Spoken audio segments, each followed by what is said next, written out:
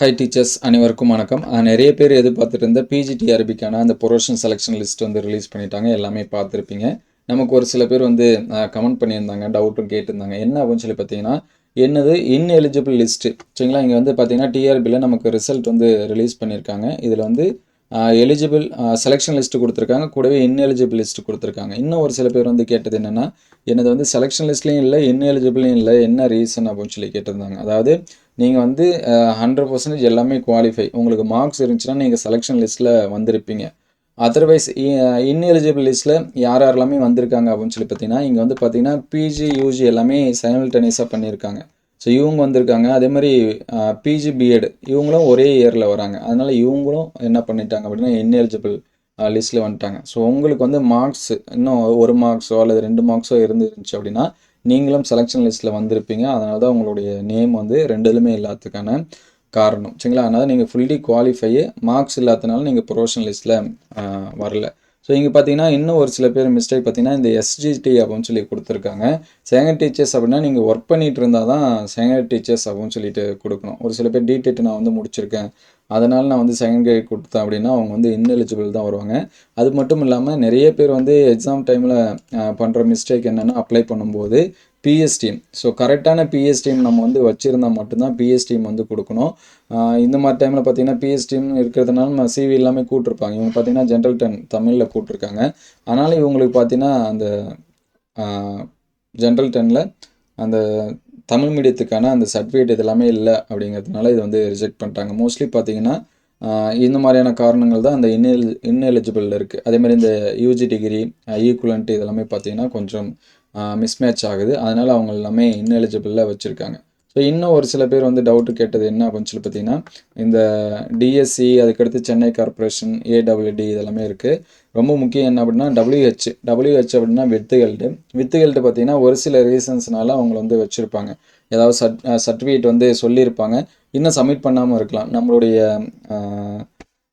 CV அப்பயே சொல்லியிருக்கலாம். Suppose சொல்லலை அப்படின்னா உதாரணத்துக்கு பார்த்தீங்கன்னா அந்த தமிழ் மேஜர்ஸ்க்கு எல்லாமே இங்கே லாஸ்ட்டில் கொடுத்துருக்காங்க. இங்கே லாஸ்ட்டில் பார்த்தீங்கன்னா என்னென்ன ரீசன் இதனால் நான் வந்து வித்துகள்டு இருக்குது அப்படின்னு எஸ்எல்சி சர்டிஃபிகேட், யூஜி டிகிரி, அதுக்கடுத்து பிஎஸ்டிஎம், யூஜி இந்த நம்பர்ஸ்க்கு எல்லாமே சரிங்களா? அவங்க எல்லாமே அந்த டாக்குமெண்ட்டை டிஆர்பியில் சரிங்களா சப்மிட் பண்ணிங்க அப்படின்னா நமக்கு வந்து முடிஞ்சிடும். ஒரு சில பேர் கவுன்சிலிங் அப்போ கூட கொடுக்கலான்னு சொல்கிறாங்க. ஸோ நீங்கள் அது வரைக்கும் வெயிட் பண்ண தேவை. டிஆர்பி வந்து கான்டாக்ட் பண்ணி நீங்கள் வந்து இந்த மாதிரியானது வந்து வித்துகள்டு இருக்குது, நான் நெக்ஸ்ட்டு என்ன பண்ணணும் அப்படின்னு சொல்லிட்டு நேரடியாக கூட நீங்கள் வந்து போயிட்டு என்ன பண்ணிட்டு வரலாம், கேட்டுட்டு வரலாம்.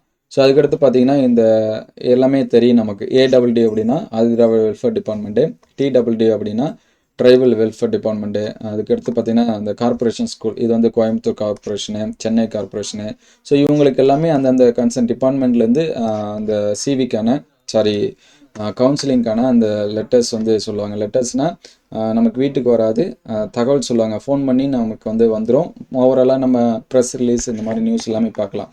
டிஆர்பிலேருந்து அடுத்து நியூஸ் வராது, அதுக்கடுத்து அந்த எஜுகேஷன் டிபார்ட்மெண்ட்லேருந்து நமக்கு வந்து நியூஸ் வரும். இவங்களுக்கு இந்தந்த டேட்டில் வந்து கவுன்சிலிங். மோஸ்ட்லி பார்த்தீங்கன்னா லாஸ்ட் இயர் வரைக்கும் சென்னை இந்த மாதிரி தான் எல்லாத்துக்கும் காமனாக நடந்துகிட்ருக்கு. ஸோ சென்னையில் நமக்கு நடக்கிறதுக்கான சான்சஸ் வந்து நிறையா இருக்குது. ஸோ இது எல்லாமே அந்தந்த டிபார்ட்மெண்ட். இது சென்னை கார்பரேஷனு.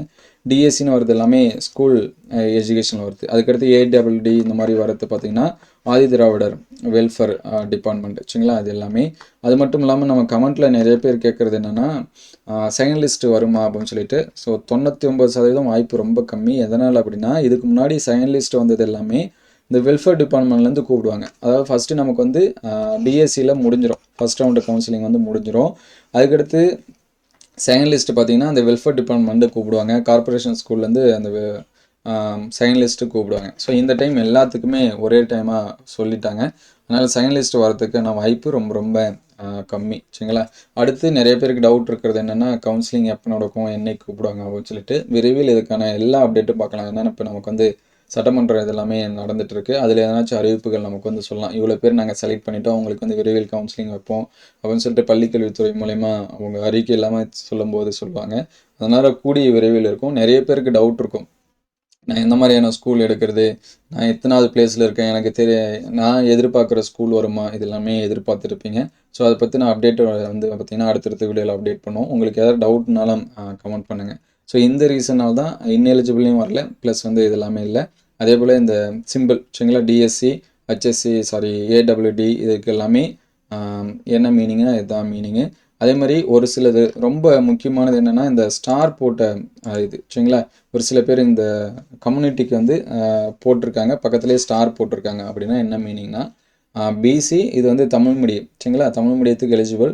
சப்போஸ் அந்த இதில் இல்லை அப்படின்னா இங்கிலீஷ் மீடியம் கேண்டிடேட்டை கூப்பிட்ருப்பாங்க சரிங்களா, அதுதான் மீனிங். ஜென்ரல் டர்னில் டி போட்டு ஸ்டார் போட்டிருந்தாலும் அந்த கம்யூனிட்டி போட்டு ஸ்டார் போட்டிருந்தாலும் அதுதான் மீனிங்கு. மோஸ்ட்லி நம்ம வந்து அந்த அப்ளிகேஷன் நோட்டிஃபிகேஷன் வந்தப்பே சொல்லியிருந்தோம் சரிங்களா, அந்த சிவி கூப்பிடுறப்ப நம்ம வந்து சொல்லியிருந்தோம். ஸோ இங்கே பார்த்தீங்கன்னா உமன்ஸு தமிழ், இங்கே டீ கொடுத்துருக்காங்க, அந்த டிவியில் ஆள் இல்லை சரிங்களா. அப்படிங்கிற பட்சத்தில் அதே இதில் டிக்கு யார் எலிஜிபிளோ சரிங்களா, அவங்க இங்கிலீஷ் மீடியம் கேண்டிடேட்டாக இருப்பாங்க, அவங்க வந்து கூப்பிட்ருப்பாங்க சரிங்களா. அதனால் அவங்களுக்கு வந்து ஸ்டார் போட்டு கொடுத்துருக்காங்க, அதுதான் அதுக்கான ரீசனு.